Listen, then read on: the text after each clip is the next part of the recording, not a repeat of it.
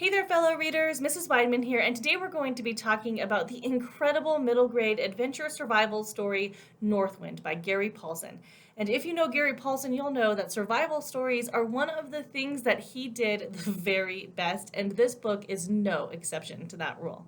So this book is about a boy whose name is Leaf, and Leaf is actually from many hundreds of years ago, kind of in a sort of Viking-ish, right, sort of culture, right? And Leaf, unfortunately, has had a hard life. He was orphaned when he was a boy, and he spent most of his childhood bouncing around from different ship to different ship, doing kind of odd jobs and whatever the men on board the boat need him to do.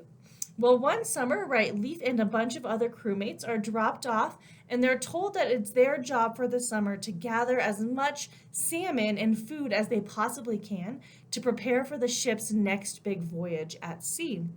Well, weeks go by and their ship never returns for them. And they know, after a few months have passed, right, that this ship that they have called home is never coming back. Whether because they just abandoned all of their crewmates or because the ship sank at sea, they really have no idea what happened. But they now know that they're going to have to survive in this rugged terrain all by themselves as a small little community, right, of fishermen.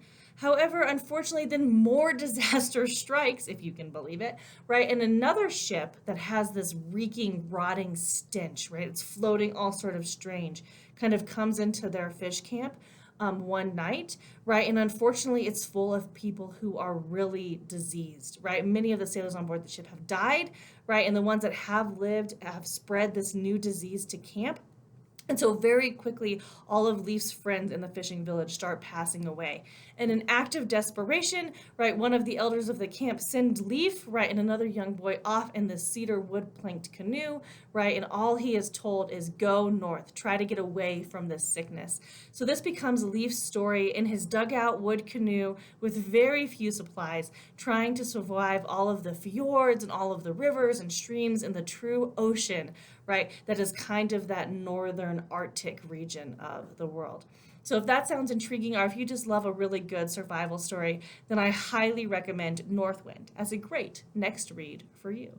See y'all online soon.